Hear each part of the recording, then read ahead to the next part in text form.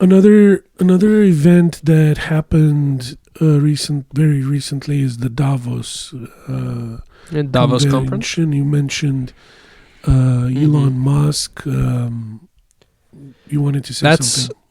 Well, that's all I kind of. A lot of it was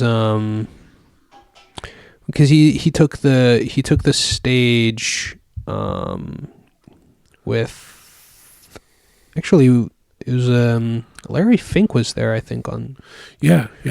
It was him Larry Fink on stage. Which, first of all, I think says a lot about, because those two people claim to be political opposites. One's a liberal, one's a conservative. But I mean, it's kind of, but they're, you know what? They're both billionaires, so I don't think it matters. Think it matters, and I want to point out again that Elon Musk's fortune is slowly approaching $1 trillion. Oh yeah. He's more than three quarters way there. By comparison, Jeff Bezos's net worth is evaluated under $300 billion, while Elon Musk is more than double that. So yeah, just political alignments, I don't think they matter. Definitely no. I don't think that Elon. I don't even know if he can relate to the people anymore, but to somebody like us. Could he ever? I'm not sure if he ever understands, if you want to grill something, you've got to go to Home Depot and you got to change the bottles, the propane bottles. I don't think that he knows how the propane bottles exchange works. He doesn't understand. I don't think that he understands basic. Well, because he also, it's not even like he grew up poor. Right. His dad owned a diamond mine in Zambia during apartheid. Yeah, but I go there and I'm going to Home Depot, and Home Depot is trying to. By the way, there's cameras everywhere that are reading my face. I had never agreed to that, but they still are reading my face. I see them on the screens. Like, they don't even hide it.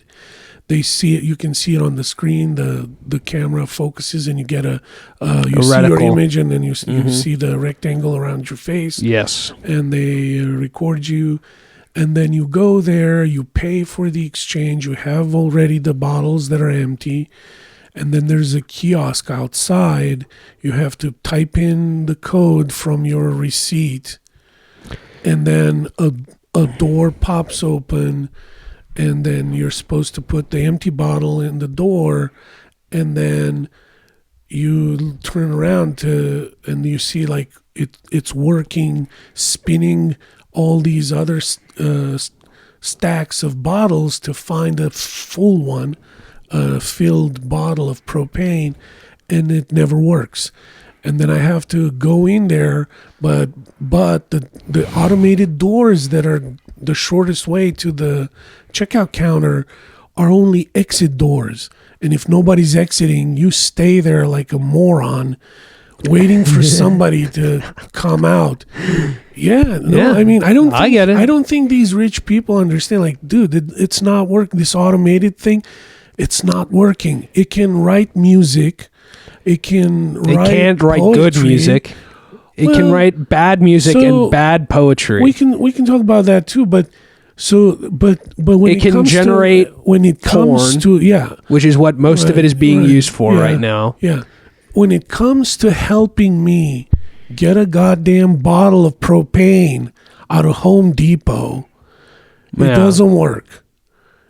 It doesn't know, hey, it's not working. I still have to go back to the lady inside or a gentleman, and they have to come out and start punching the kiosk to, hey, give this man. Then they go with a keychain.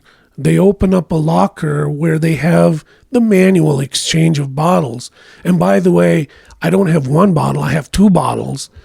That's a nightmare because for the 2 bottle, I have to do that entire thing again.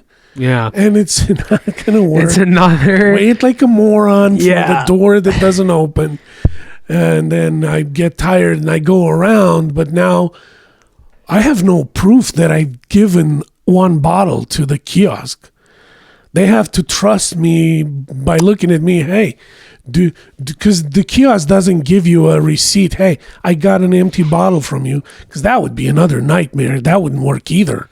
It would be just another failure in the chain. Yeah. I don't think that Elon understands that. Well, that's what he was talking about. The entirety of Davos. But he talks about we're going to make robots for everything. There's gonna be so much abundance that AI will know more than every human. It'll replace. Yeah. And and it's not that what he's saying is not true at all. The reason the Boston Dynamics videos only last 5 minutes is because the batteries of those robots only last for 5 minutes. Yeah.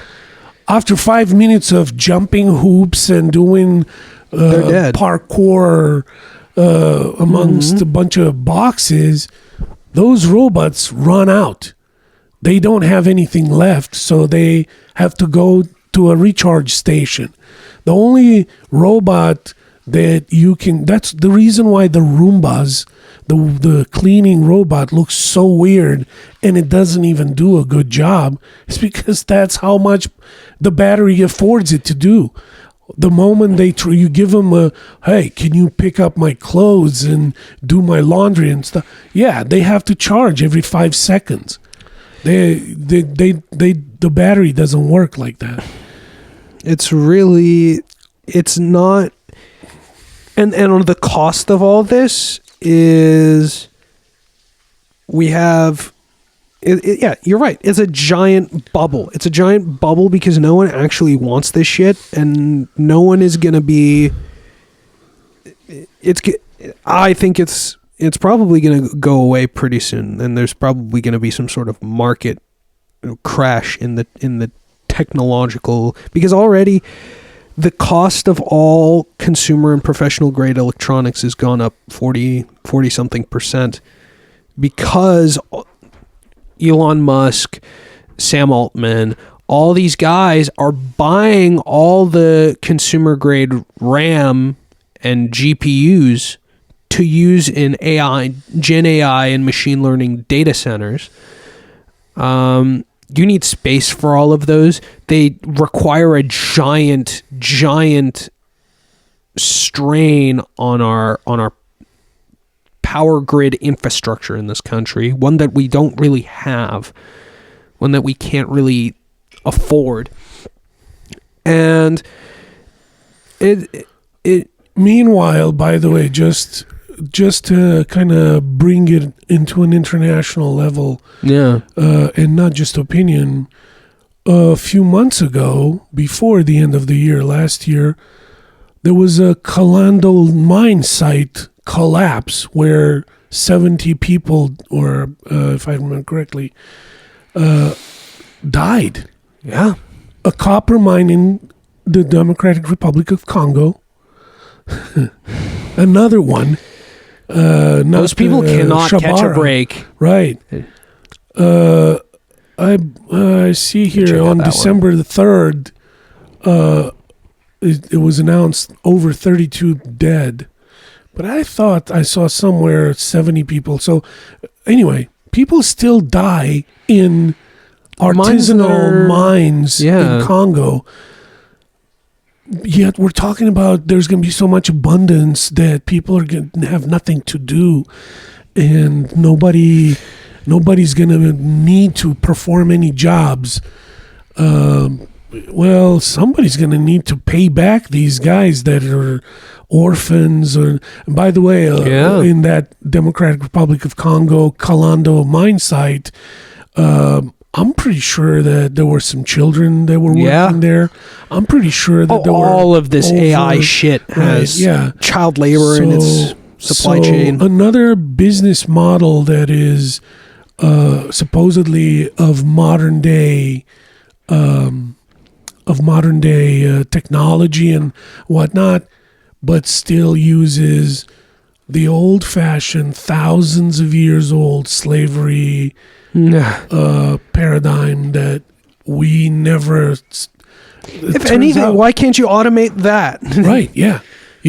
But I mean, these guys that I'm listening to, like Jimmy Dore and Kurt Metzger, they always it's gonna paint, it's gonna do that. Meanwhile, nobody's helping me. This wasn't mow what the anyone lawn wanted. and, to take out the trash. None of that. Nobody's focusing on that. If you look on any of these companies that are engaging in artificial intelligence, all they talk about is how they can put bunny ears on people's faces and mustaches and animal noses and mouths to girls to confuse everybody even more about their identity and their that's one thing about Davos that we kind of just extremely. The main course of Davos, I don't know if you're aware of this. Mark Carney, the Prime Minister of Canada, just blew the lid wide open on the rules-based international order doesn't work.